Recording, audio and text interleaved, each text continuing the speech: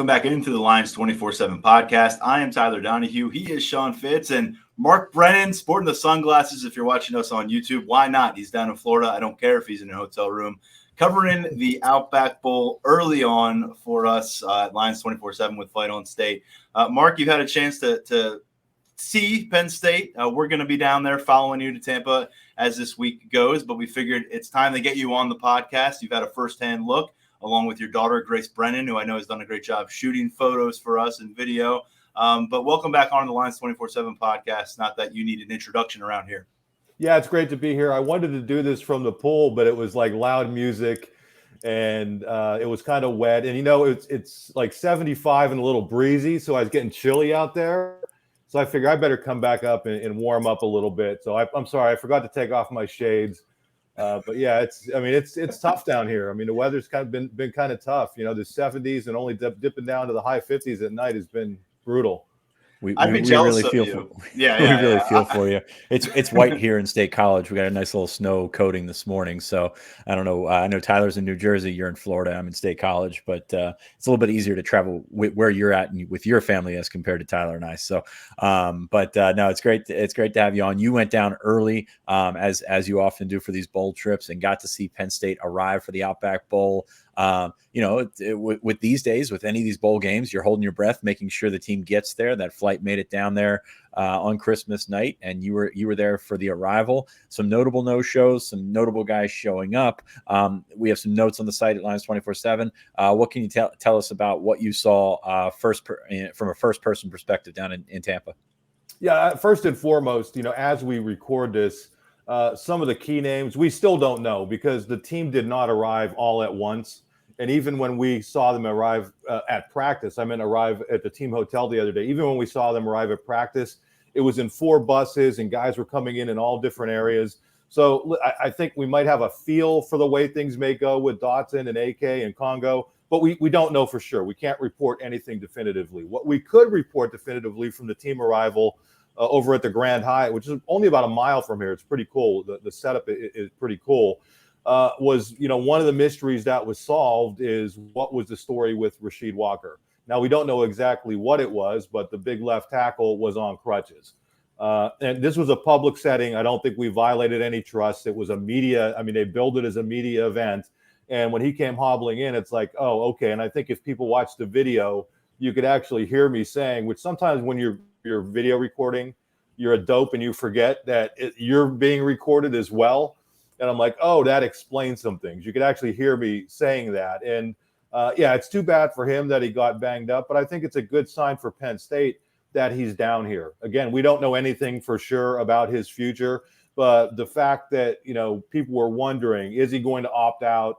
There were people in different areas saying things like, hey, this guy gave up on the team, that sort of thing. Not the case. Clearly he was banged up. Don't know what the injury is. Not sure we will find out what it is.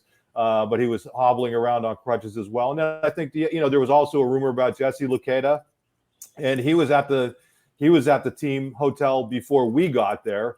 A bunch of the Canadian guys must have flown down. I don't know if they came down together because some of them are from different areas. But yeah, he was there. And I think that's a really good sign because, here's a guy who can help you at defensive end. He can help you at linebacker. And those could be 2 areas. That one area is obviously definitely impacted by opt-outs, and another one could be. And I'm trying to think of what else. And then I think the other good sign was that we saw yesterday at practice coming in looking really good.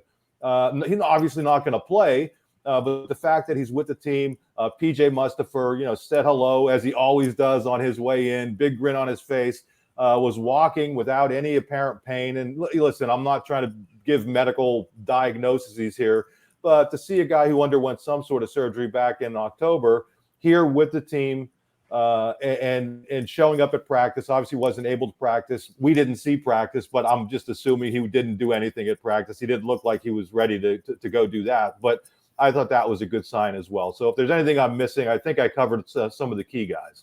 Yeah, I think that Mustapha being there is a good sign. I do think he'll be back. I mean, I don't know if that's going to be an announcement that comes out before the bowl, after the bowl, whatever. But we think he can benefit from another year. I think all three of us feel that way because he just got that year taken from him with the injury. But that'd be a big boost. And James Franklin said at bowl practice or bowl media day about 2 weeks ago that they expected some movement on the defensive tackle front, and I think some people took that to mean, leaving, but could be staying as well. Walker, I think you make a great point. Just him being there. We saw him it was before the Michigan State game. He was hobbling out of practice, just was there. So to me, this seems like a situation where you get to the end of the season, you get some things cleaned up as they do, and he's on crutches now. But I agree with you. Him being there is a little bit unexpected to me from a standpoint that you thought he might be out the door. But him being there says that I think he's at least probably considering it heavily to come back for another year, which I think he should, given the year that he had. Yeah, I agree with that, Tyler. I want to make one point. I think in kind of pre-writing some things just in case things happen. I think Walker's only 20 or 21 years old. I mean, and for an offensive lineman, that's not necessary. I think he has room to grow.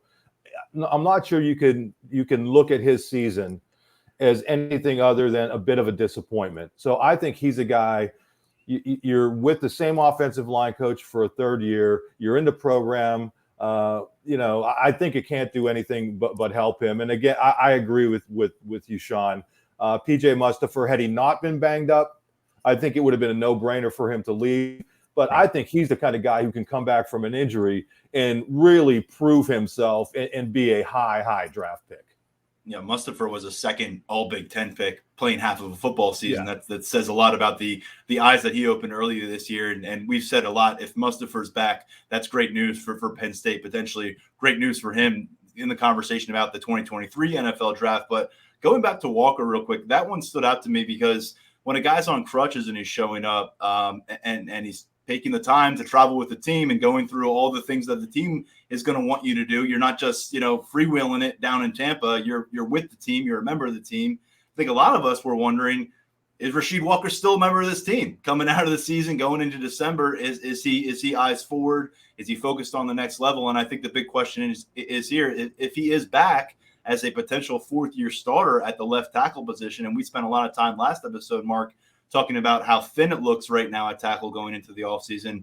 Well, that's interesting, but I'm really going to be curious to hear how he describes the motivation, because last offseason, the motivation was a full offseason with Phil Trautwein, putting his eggs in that basket, putting his trust in Phil Trautwein, and then using this year as the launch pad, as the springboard. Didn't happen that way. And so, what kind of a Rasheed Walker and what kind of a relationship are you getting between him and his position coach? We know that they're very close, but I think it's going to be really interesting because the whole story was, this is the season where Rasheed's going to take it to another level.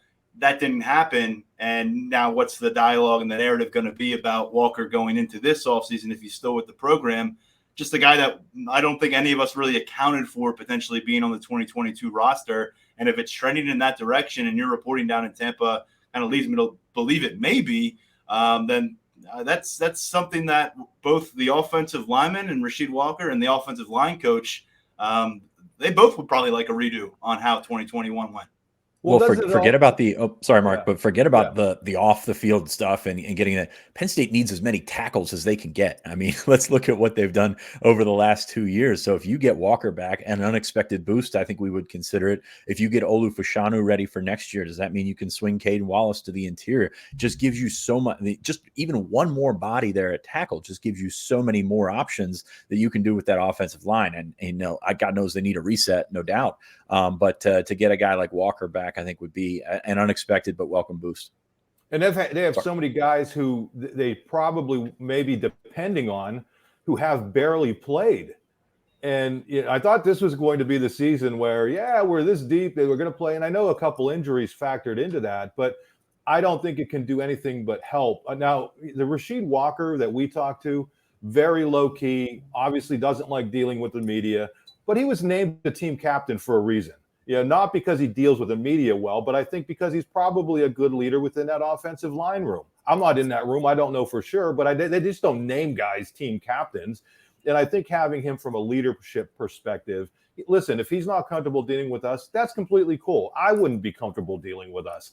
But for a guy like that to have him back as a leader, it goes back to when people were talking about Sean Clifford coming back, and some people were like, well, this is, it's like simply from a leadership perspective, having that guy working with younger players, I think is a positive. And I think that's the same thing about Rasheed. One other guy I wanted to mention, did you guys have anything else on Rasheed? Because there's one other guy I wanted to mention that I forgot. No, I had something on Jesse Lucchetta, but I'm go ahead. Do look at it. Surprised by that. Well, yeah. Last episode, Sean and I were basically pointing to Lucchetta and his availability as such a crux part of the conversation with this defensive personnel in terms of what they're going to have available at defensive end, at middle linebacker. Ellis Brooks is out of the equation now. Brandon Smith's out of the equation. You mentioned Arnold Ebiketie. Are we going to see him in Tampa? It doesn't seem that way. So Lucchetta, was he going to make the trip down to Tampa? Now that that's crossed off the list, you're getting some leadership there. You're getting some big help on the practice field. Remember, Brett Pry is not out there right now, the linebackers coach, the defensive coordinator. So I think Lucchetta's presence, that's a nice boost for this team too, because just when we last spoke, I think last Thursday or last Wednesday, we weren't sure if number 40 was going to be making this trip. Yeah, the other guy who I should have mentioned and I didn't, and I've tried to put photos of him in as many of the galleries as we have, is Adisa Isaac, because he's been out all year. He was walking to practice yesterday. For a lot of times when we saw him back in State College, sometimes he would dress, sometimes he wouldn't. He barely did anything, if anything at all, when we were there. And I'm not sure what he's doing here. But I think the simple fact that you have that guy, again, still, not moping, not doing whatever injury he's dealing with. And Sean, I'm sure you're more plugged in on it than I am. But whatever he's dealing with, that's a guy that everybody's forgotten about. And if they could get him back at anything close to 100% next year, I think he could be huge for them, especially, most likely losing a guy like AK. I think people forget how good he was. And I think it's really important that he's still engaged with the team. He's still going to practice. He's still very much a part of things. I was very high on him before he got banged up. I think all of us were, and I think he's a guy with a bright future. Yeah, I think he'd be a pivotal guy next year. I think Penn State's still going to go for the transfer portal to find another edge guy that can get after the quarterback. But, if Adisa comes back and he is in the form that you expected him to be this year, I still think he had a big leap to make from 2020 to 2021. But as a full-time starter, sometimes that happens. But you've got Tarburton, Smith Filbert, Zariah Fisher. Those guys are a little bit different than Isaac. I think Isaac gives you a little bit more of an all-around pass rusher / guy that can play the run. So him coming back and him being there is great. He's been at all the practices. I know he's been, really present, I guess what we would say with that. So that's good to see him there and to see as many of those veterans that they could get back, even though they are going to hit the portal hard and try and go after a defensive end, a linebacker, and see what else comes of it. We'll get to the first pickup in the transfer portal here a little bit later in the episode, but getting all those guys back on defense, and then you get Joey Porter back. You potentially get PJ Mustapha back. This defense, while it still has holes to fill, especially at that second level with Brandon Smith and Ellis Brooks moving on, starting to look pretty decent for next year. Yeah, and I think when you bring in a coordinator like Manny Diaz, I mean, that to me, that was a really good get. So all of a sudden, people were thinking, hey, what is this defense going to look like?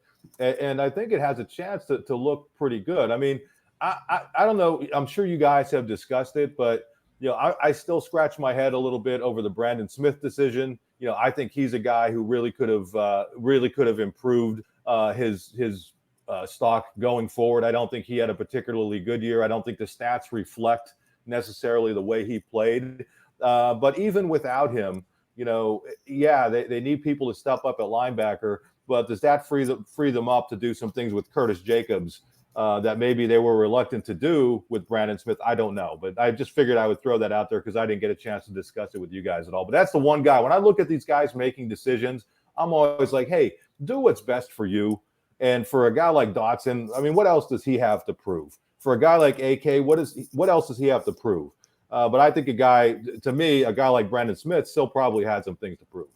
Yeah, and you and I have seen a lot of bowl games where guys, just you leap into the next level, whether that be the NFL draft or a senior season or something like that. And I think Brandon Smith could have really used that. But you could probably add Brisker to your list of guys that probably don't have anything to prove. So we'll see Keaton Ellis and Jalen Reed and things like that. I'll be interested to see how, and this is probably more of a big picture conversation, but they're going to have to move Curtis Jacobs into the box to get him on the field basically every play against Arkansas. But I'm curious to see what Manny Diaz's defense looks like from an outside linebacker perspective. You've played so long in this system under Bob Shoop, under Brent Pry, with two linebackers in the box, the Will and the Mike. The Mike, obviously, the traditional middle linebacker, the Will, kind of a pseudo middle linebacker beside him, and then the Sam is just out on his own.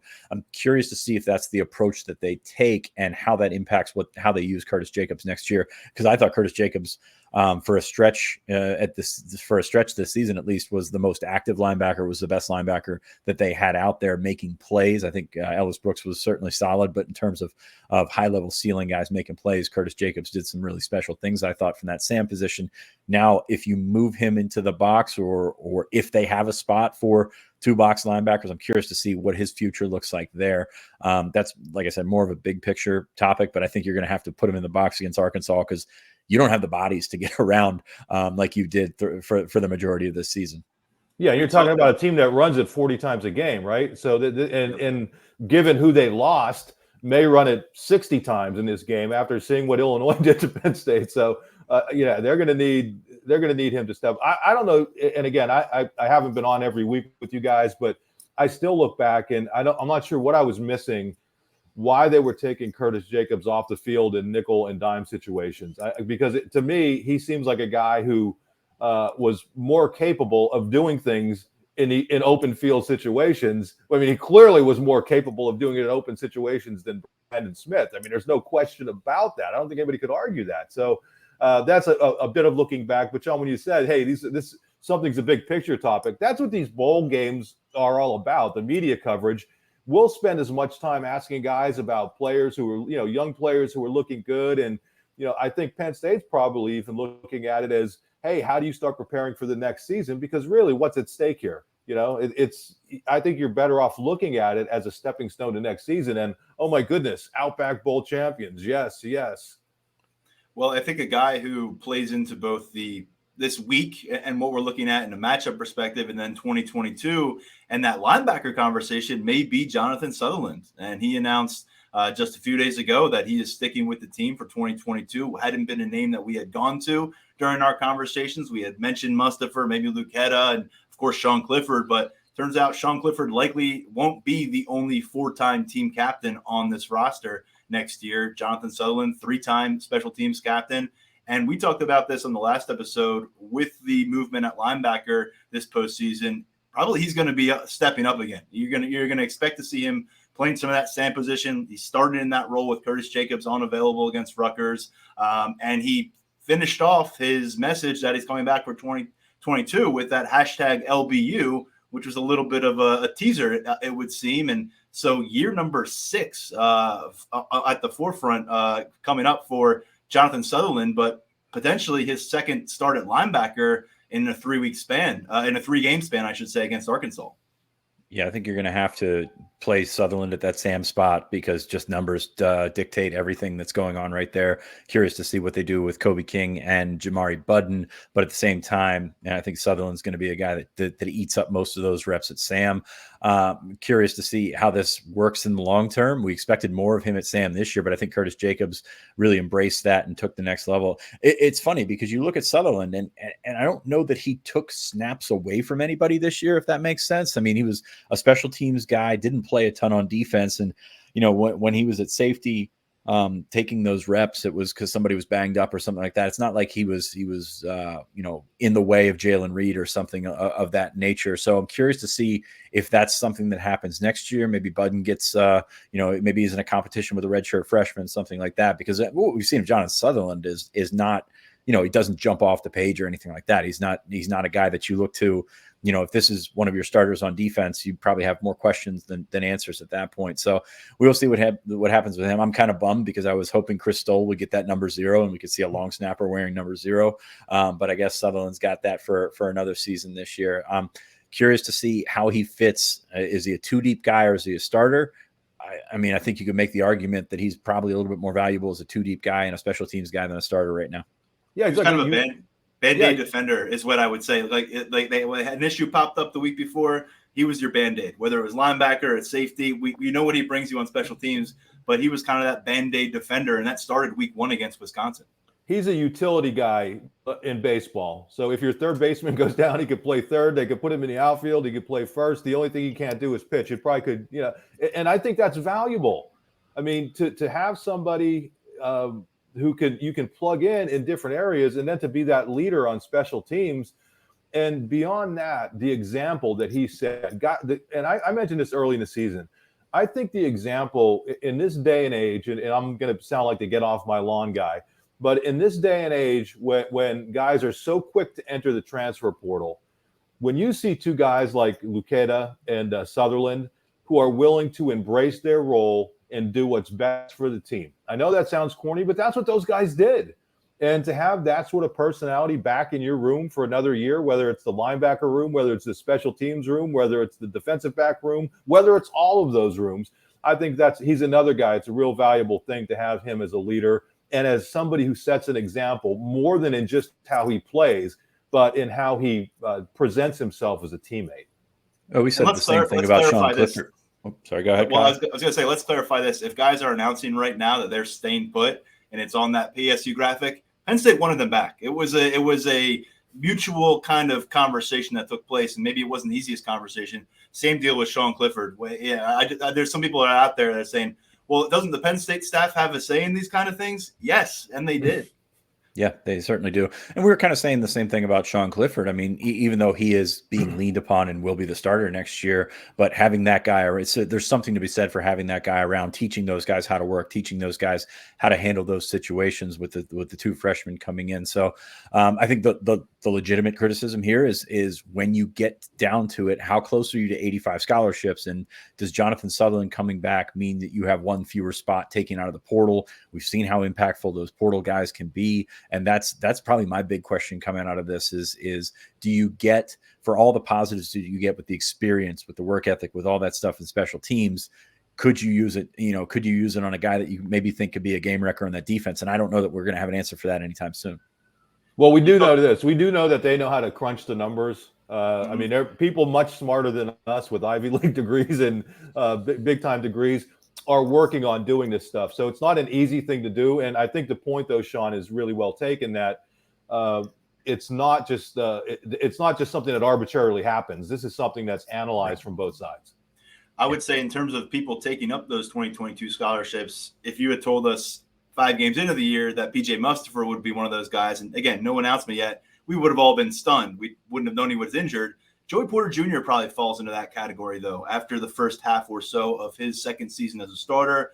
With eligibility stuff, believe it or not, he was actually still a freshman in the eyes of the NCAA this year, but he's a third-year college player, and we were all thinking he may be out of here before we even realized how good he is. Didn't really work out the way he wanted to, or the way the Penn State staff wanted to. He was flagged a lot during the final stretch of the season, some key moments. It was talked about quite a bit with James Franklin after some of these practices. And ultimately, Terry Smith said it's all he wanted for Christmas, and he's getting it. Joey Porter Jr. going to lock down one of those cornerback spots again in 2022. What do you guys make of this decision? That's big to me. I mean, I'm a big Joey Porter fan. I know a lot of NFL scouts very high on Joey Porter, what he brings to the table in terms of length and profile and everything like that. He's got to clean some things up, no doubt about it.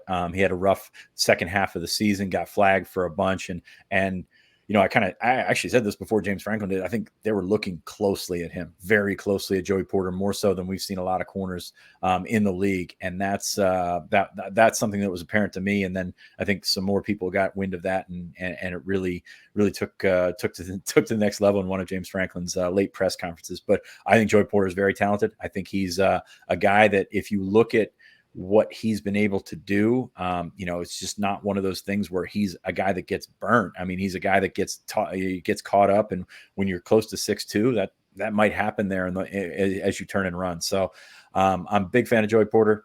Getting him back, getting Jair Brown back in that secondary. Got to figure out that other corner spot with Kalen King and Johnny Dixon, some other guys in the mix as well. But getting 2 starters back from your best secondary in program history seems like a good thing.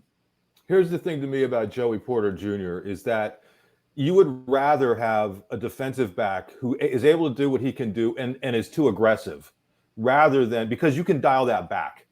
If you have a defensive back who is not as aggressive as he needs to be, that's a hard thing to coach into somebody. You can coach technique, you can coach everything in, but you cannot coach that mentality that a lot of these elite cornerbacks have. So I think that's going to be the key for him. And we know that he is surrounded not only by the Penn State staff, but by some great football minds who have gone through that, who have performed at the highest level and will help him realize or figure out how to dial it back. But I think you'd much rather have a cornerback that you can dial some things back than you ask them to do something that's not in their comfort zone. And from key roster attainment to a big pickup in the transfer portal for Penn State, the first of this offseason, moving ahead here, Mitchell Tinsley. If you feel like you've heard that name on this podcast before, you have. Sean has mentioned it a few times. Wide receiver was the spot that I pointed to last episode when we were asked in our mailbag question about what positions Penn State should be able to sell pretty well on the market to transfer players. They got one of the most productive players from a prolific offense at Western Kentucky. Western Kentucky is not going to look the same next year from a personnel standpoint, from a coaching staff standpoint, but they had a lot of fun on offense this year, Sean. One of the best offensive players in the portal. Penn State targeted him. He was not very public with his recruitment or anything like that, but Penn State targeted him and has been on him for a while. Entered in, I believe, early to mid December, but very productive. 7 catches, 103 yards, and 2 touchdowns in the Boca Raton Bowl against App State. 87 catches, 1,402 yards and 14 touchdowns. For those 14 scores, tied for 4th nationally among receivers. There was speculation he might follow his offensive coordinator from Western Kentucky to Texas Tech. He did not do that. Nobody could have blamed him for doing that. He was Western Kentucky's, with those numbers that I just read, 2nd leading receiver, which is just unbelievable when you think about it, because they toss it around and they're going to toss it around at Texas Tech like the Texas Tech that we used to know. So I'm, looking forward to seeing how Mitchell Tinsley fits in. Obviously, you're going to have to replace Jahan Dotson after this season. And he's a guy that's got a strong body. He's got there's a lot to like from a physical profile. I mean, he's not the guy that's 6'4", that's going to go up and be that guy. He's listed at 6'1", 205. Caught 7 catches of 127 yards against Michigan State back in October, I think it was. So he's done it against Big Ten competition. So really curious to see where he fits in with Parker Washington, Keandre Lambert-Smith. Of course, you got Malik Mega coming back, but we said it from the jump. On the offensive side of the ball, they wanted to add a receiver that could do some big things for them, and they think this guy can come in, he can start right away, and he can play and have an impact in the Big Ten. And I think they're pretty happy with their first portal pickup. Yeah, I think the other thing is that it keeps the competition level strong in that room. I think outside of Parker Washington and obviously Jahan Dotson, who really stepped up? I mean, Lambert-Smith did at times, but they need to pressure these guys to get better and better and better. And bringing in a talented receiver, I think, just does that, and I think it'll make everybody better. And you have this quarterback who's played a ton of football. I think that was, again, part of the selling point for any veteran wide receiver out there. You've got your quarterback in Sean Clifford, and Clifford's got a guy he can get to know quite a bit here in Mitchell Tinsley. Just following up really quick on the transfer portal and bringing in Tinsley, this is the first FBS transfer they have had at the wide receiver position during the portal era. They brought in Weston Carr a few years ago, Division II All-American, didn't pan out for Penn State. But in terms of guys who have been on scholarship, first time they've gone out and really pursued someone. I love the prioritization at the position, Sean. And, I kind of project this kid, Mitchell Tinsley, to come in and be a guy who kind of, you're counting on him to be a plug-and-play guy. You look at what Taylor Stubblefield said on signing day. We've heard it from James Franklin. We said it on the podcast. You're not going and hunting for guys who have played a lot of football to just add depth and to fill 85 scholarship spots. This is a plug-and-play kind of thing. We saw across the field for them to some degrees 3 starters. Some guys didn't work out as well, but this is a plug-and-play situation, and it's a message to those younger wide receivers that you might have put in some nice work on the practice field, but this guy's produced at this level. You got to get on the field on Saturdays. You got to produce. And outside of really Mega and Keandre Lambert-Smith, you look at who's coming back next year, and really no one has done that to this point. And spring practice going to be fun to follow for Taylor Stubblefield's group. You mentioned those comments from Stubblefield on National Signing Day. He said, in terms of the transfer portal, we're not just looking for somebody to add depth. We're going to look for somebody that can be dynamic. I think you can check that box. We want somebody who has shown production. You can certainly check that box. You want somebody who is ideally leaving on good terms. I haven't heard otherwise. I mean, with a coaching change there, you would hope that's not.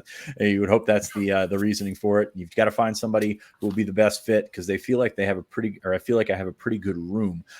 There's questions about where you fit. You think with 1 and 2, Parker Washington, Keandre Lambert-Smith, you add Mitchell Tinsley to that. So 1, 2, 3, Mega is a guy that we think can maybe with an off season make a jump and be a 3rd or 4th guy. And then you look at maybe guys like Harrison Wallace, maybe Liam Clifford in the slot. You're curious where guys stand. I don't know that Jaden Dotton's going to break through. You've got questions in the middle to bottom part of that scholarship roster at wide receiver. And then of course you're bringing in a fairly big group, and you think Caden Saunders can play early, and maybe some of those guys can do the same. So I mean, it's a room that could use a cage rattling, if you will, to get some of those guys that are not starters to get their full potential out of them. And I think there's really no downside in bringing in a guy that caught 87 passes. I know it's in a conference, it's in a lower conference, but I mean, it's not what was Weston Carr, Azusa Pacific. I mean, it's not no offense to Winston Eubanks, who had to hang it up. It's not Shippensburg. So you've done it against D1 competition. You've done it against Big Ten competition. So Tinsley is probably one of the more sought after receivers in the portal, and Penn State made him a priority and landed him. Yeah, Sean, it reminded me too when you mentioned Harrison Wallace. Remember, he traveled to every away game.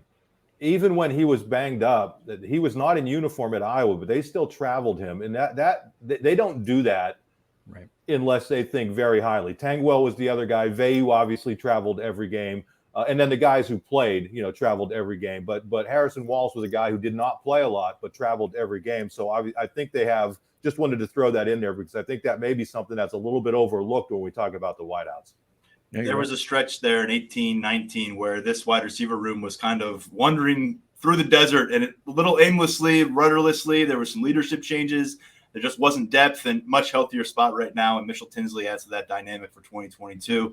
And we brought you on for the right 5-star mailbag question, Mark. Unless you've got anything else to throw our way, I'm going to be 24 hours from now on Tuesday. I'm going to be standing on the Penn State practice field with you down in Tampa, wearing shorts, wearing a T-shirt, hopefully, and along with you and Grace. So I'll be catching up with you. Anything else to kind of throw our way that we didn't get to from down in Tampa early on? No, I mean, I think just I wasn't around the team a lot. I think maybe for about a half hour or so at the team arrival, we just hung out and took some photos. But it seems like a really good vibe within the team.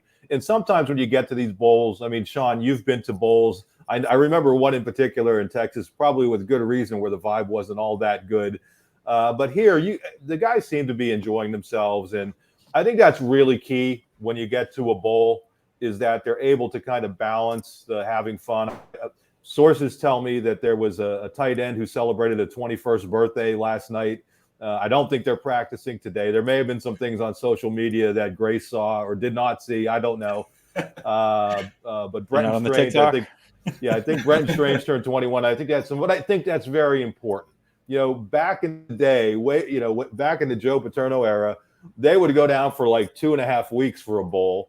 And, sometimes it worked, but sometimes they were just so gassed. And I think these guys, have handled it right. They haven't won every bowl, but especially with this one, it just seems allow these guys to have some fun. This isn't the most critical game in the world. You see what's happening with all these other bowls where some of them, they're not even playing them. So use it as a stepping stone toward next year. Don't burn these guys out after a tough season. Let them have some fun. If you win, you win. I don't think it's that big of a deal if you lose. Well, speaking of bowl history, and you've covered a bunch of them, Mark, and Sean, you've covered quite a few yourself. I've covered far less, but the 5-star mailbag question leads us down that path.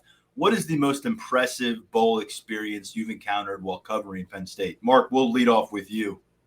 I will say for the lower bowls, and I don't mean that as a negative, but I think we know that there are different kind of tiers of bowls. This Outback Bowl, they do a really nice job for the teams, for the media. This is a first class operation. It really is.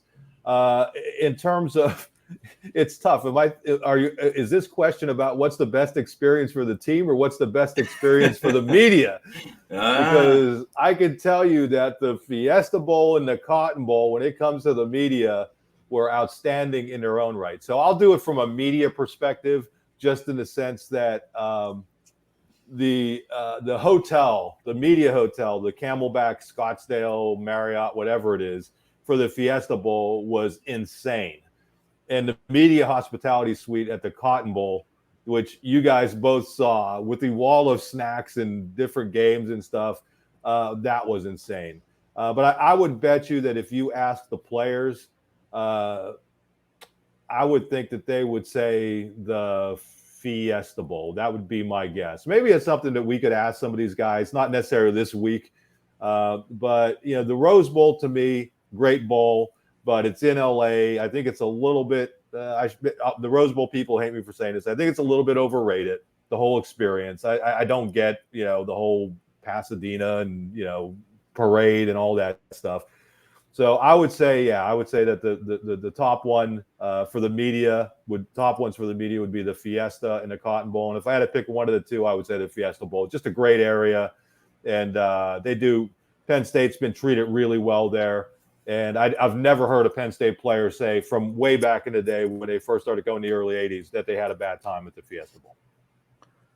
Yeah, Fiesta Bowl's on my list as ones that I regret not going to. Tyler and I were down in Orlando at that point for the Under Armour game, and that one interviewing Justin Shorter and Ricky Slade, and we were busy. Well worth our time. But no, I regret that one. Yeah, I will agree with the Cotton Bowl. The Cotton Bowl took us to a private concert by Miranda Lambert, and it was everything you could eat, everything you could drink, and it was from what I remember, it was awesome. So that was cool. I do love the Outback Bowl. I stump for the Outback Bowl every chance I get. But the Cotton Bowl, put it up there. It's really tough to beat. And I know that's not the sexiest of the New Year's Six, but really big fan of the Cotton Bowl here. Yeah, one other thing about the Outback Bowl, and I think this is a media thing, but I think it's pretty cool. This is my fifth time covering the Outback Bowl, and the guy who hosts the media hospitality suite, John, and I forget his last name. I'm sorry, John, and his wife have been doing it for 25 years. He's been at every single one of them. So I went in there last night and was like, "Hey, how's it going? I've been to a bunch of these," and he's not going to remember every single person who's gone through this. But that is a really nice touch. It's these people volunteer for these bowls. They hang out. They tell you where to go to if you need to go shopping for something, if you need to book a room at a different hotel because this one's full, if you need to go out for dinner. So I would just say at all these bowls, there are so many really, really good people who help out the team and who help out the media. And the fans when they ultimately get here. So it's a really cool experience. And I hope that it's always able to kind of maintain, even if they go to a playoff, because these are some special people and some special games. And it's a cool situation. Mark, my hang up with John, before I get you, Tyler, my hang up with John is I think the last time we were there were rumors that he was retiring. So I don't know if that was just to get his tip jar filled or something like that, but he's still there. He's still kicking. I believe we watched the Oklahoma Boise State Statue of Liberty game in that suite as well. So, but John, if you're a con artist, you're a pretty good one. So we appreciate you. Hey guys, this is a brand new hotel. This is the first year they've been at this hotel, and it's brand new. I mean, that's what they told me last night. So it's a pretty cool setup. And I think one of Sean's favorite restaurants is literally within walking distance, the World of Beer. So I stopped by there last night. It was terrific. Tampa's a really good area outside of the traffic. It's a cool place to be. Clearwater's not far away. The one thing I should mention is the Tampa Jesuit High School, where Penn State's practicing. I'm like, what's going on? I mean, how does Arkansas end up at Tampa University or whatever it was, and Penn State ends up at Tampa Jesuit High School? This high school is nicer and bigger than a lot of colleges. I mean, I could not believe I was like, you were rolling into an Ivy League college in the middle of Tampa. great field. So they obviously knew what they were doing in booking this field. You guys, it'll be cool when you get a chance to see it. Really nice high school in the middle of Tampa. Very cool place.